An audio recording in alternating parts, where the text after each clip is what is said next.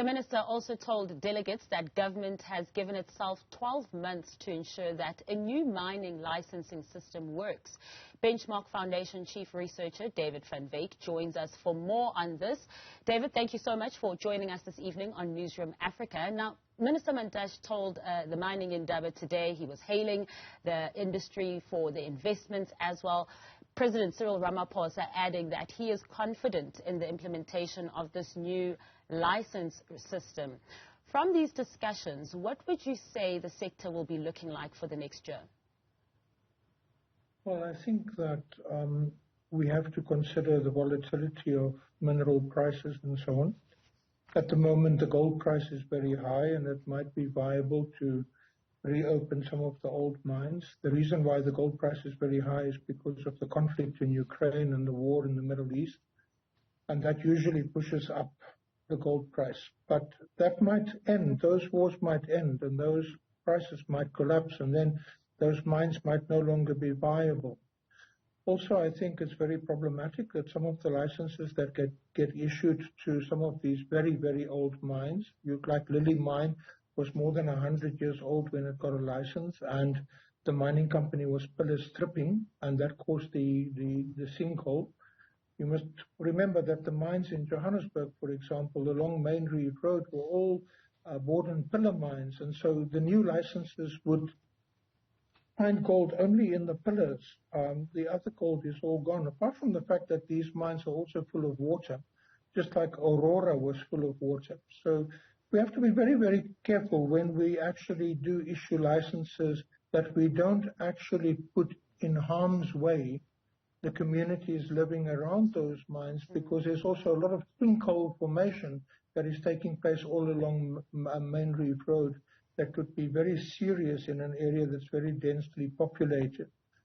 So I think that we do not need to only speak about the good things as far as challenges. We also need to speak about the challenges to communities, the challenges to workers and so on of this particular situation.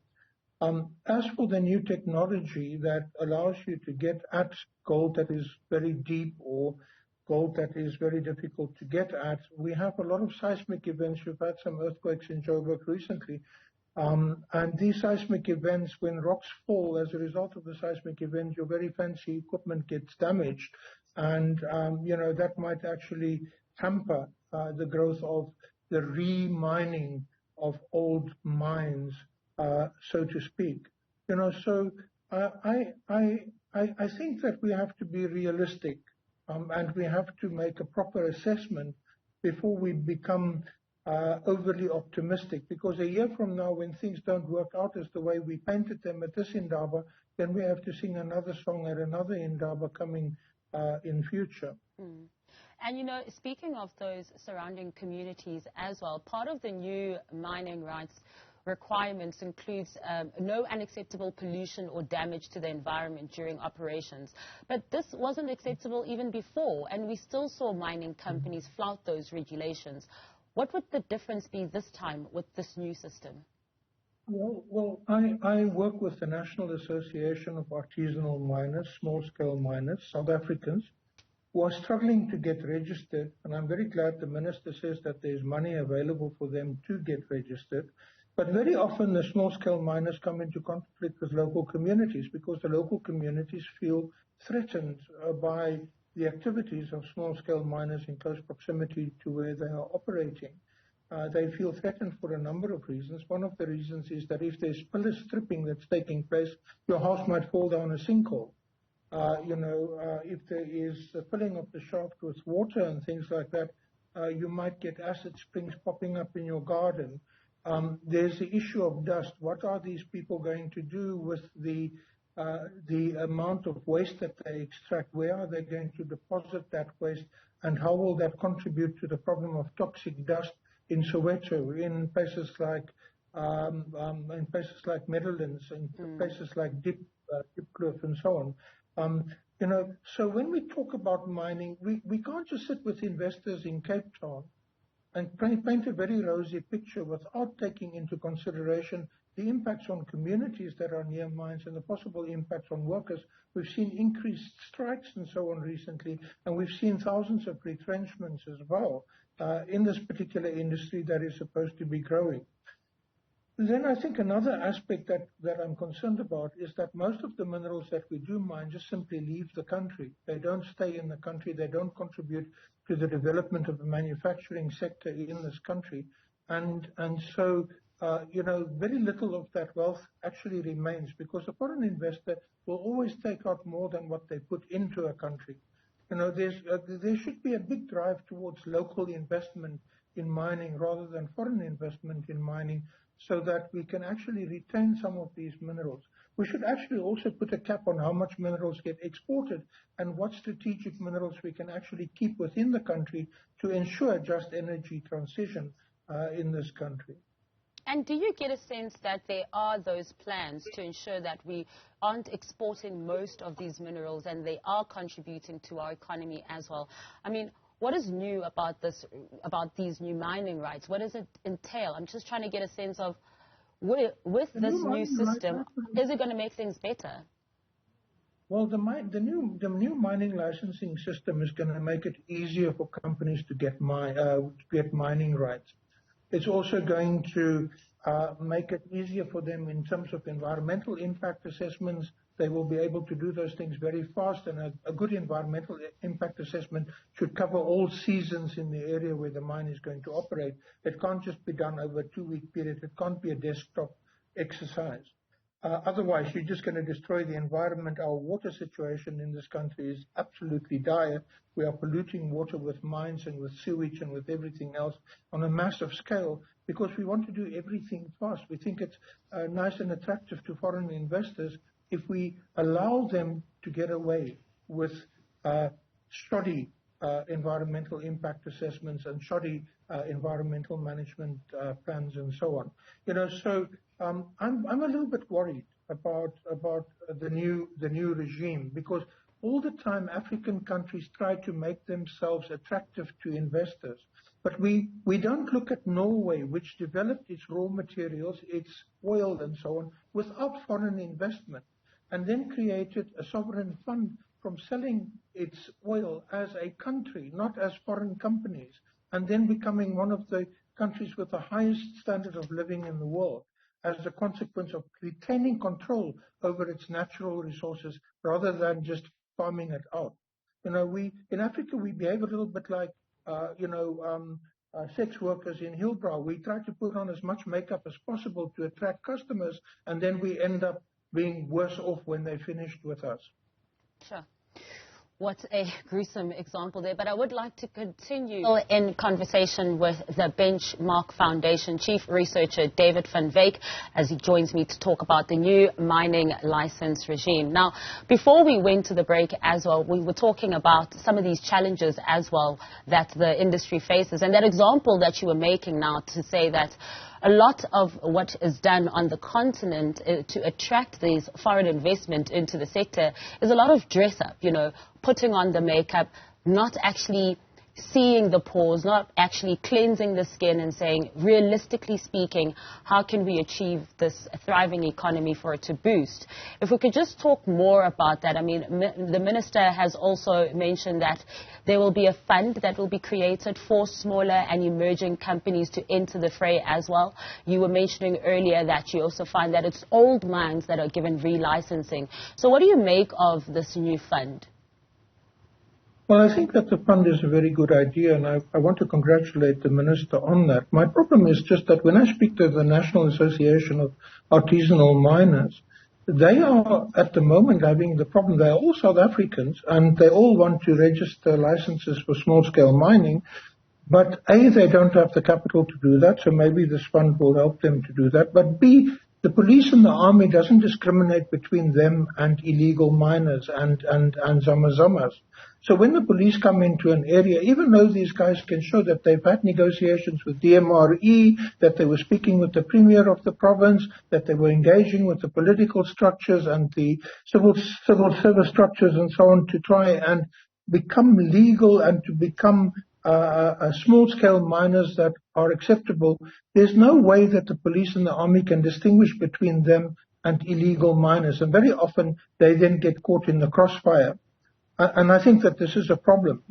These guys in NAM, for example, have asked for specific uniforms for themselves that they can be distinguished, specific paperwork that they can show when the police and the army and so on show up.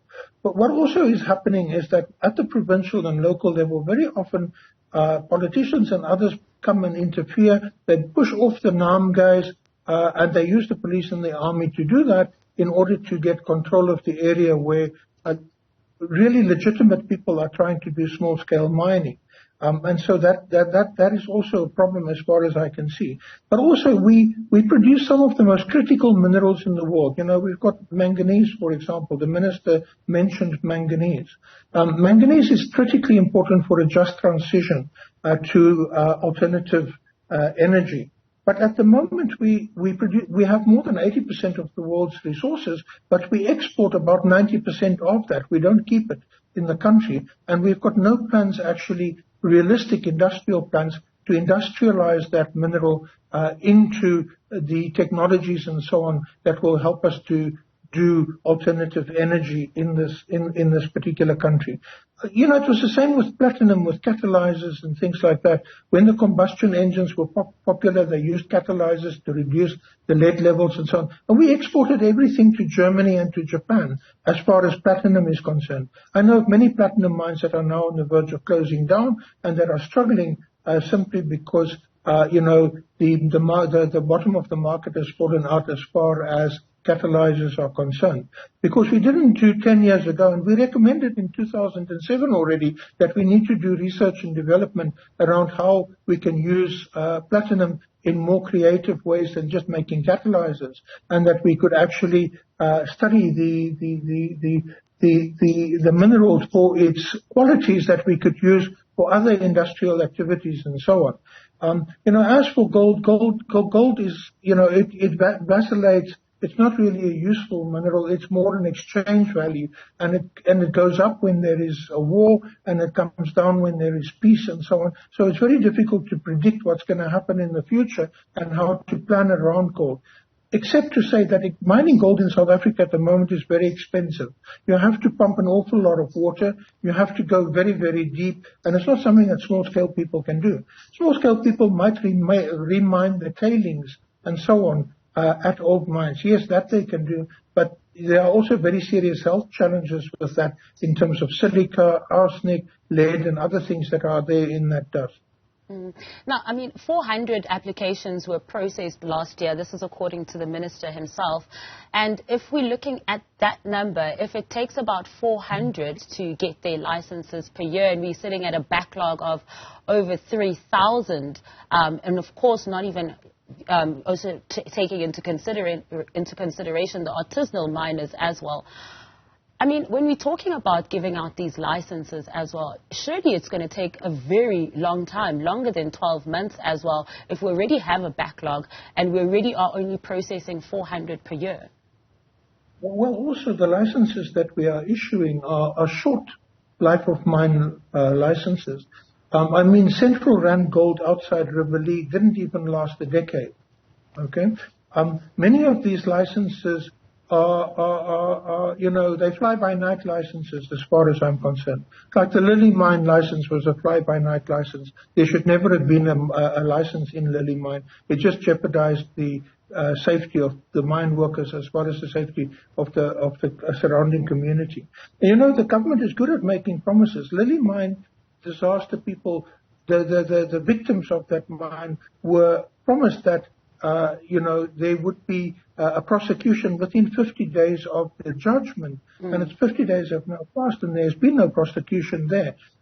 We should stop making promises, and we should start planning. We should start planning also for an economy beyond mining, and we need to begin, because all these thousands of workers that are getting retrenched, they're just going to come back as Amazonas. They're going to come back from Lesotho. They're going to come back from Mozambique. They're going to come back from Zimbabwe and so on. And they're going to occupy the mines that they were retrenched from.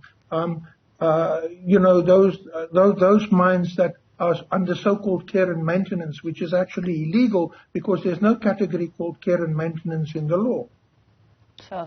And the minister says that, I mean, this plan of the new licensing regime will be implemented over a period of 12 months. He says they're not rushing it, hence they've picked a 12-month period. But sometimes 12 months may sound long, but you blink and then it feels like, where did the time go? And it's gone. It's gone. It's very quick. And we have the 6,000 abandoned mines that we are speaking about in this country, which the Auditor General last year pointed out the DMRE had not solved the problem. What they are doing at the moment is with Mintech and with subcontractors and so on, they're pouring cement into these old mines and so on, which is not rehabilitation. You need to rehabilitate the land where the mine is so that that land can be reused for other purposes. And this is especially true in the Johannesburg area where the cement is being poured down. You know, the fact of the matter is that the opening is capped with cement, but the water is building up below it. And that water pressure is going to push that cement capping off. Apart from that, that water is going to find some way to come out. And we have in Davidsonville, for example, I can show you Google Earth photos, we have radioactive fountains popping up right next to the primary school in a playground. You know, do you want your children to be in that school? Yeah. With such hazards that we know of, and they're littered across the country as well, do you get a sense that the department is focusing much on that or more on the foreign investment and the big investment coming into the industry? It's more on the foreign investment. It's like you say, they are putting on more and more makeup, but they're not actually fixing the cracks in the skin or the other shortcomings in the skin.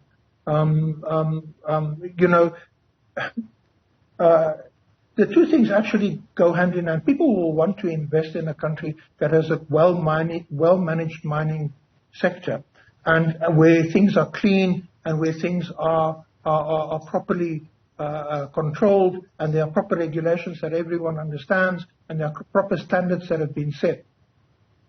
But, if we don't deal with the other things and we just talk investment, the investment won't come if there's chaos. So if you can sort out the chaos first, the president spoke this morning about the problem of electricity supply. He spoke about the problems of transport and logistics and so on. The railway lines that are not functional and so on. The harbors that are struggling to cope with all the exports. Well, we shouldn't be exporting as many minerals as we do, but at the moment the volumes exceed the capacity to actually cope at the harbors. Unfortunately, many of the times, when it comes to deals in South Africa, we're left to following the crumbs to see if there is smoke or perhaps, smoke where there's fire. Perhaps it is a clean deal, perhaps not. But what do we know about PGM, the consortium comprising of South African and Canadian operators entrusted to design and implement and maintain the system as well? Well, look, as far as I'm concerned, Canadian mining companies are terrible. They are bad in South America. They are bad in Africa. They don't behave well at all. And we have some experience of them in the South African context with communities and so on. So I wouldn't. Again, it's why don't we look? We've got a mining university called WITS. We've got mining departments in many other universities. We've got experts in this country. Why do we always have to go for the foreign? Why can't we actually look at our own capacity to understand our problems? I was very, very shocked one year when a big mining company in South Africa brought two 21-year-old girls straight out of university in the United States to come and do a social and labor plan in South Africa. Girls who know nothing about the languages, nothing about the culture, nothing about the way South Africa works at all. They're going to come and do a social and labor plan here, being paid millions, when we've got experts from our universities, graduates from our own universities, who could be doing that work instead. So bringing in the Canadians really is not going to solve a problem as far as I'm concerned. The Canadians are a problem in their own right. And I can cite many examples in South America and in Africa where they've operated. Well, thank you so much for your insights and your time. Hopefully all will go well in the industry as well at the mining endeavor.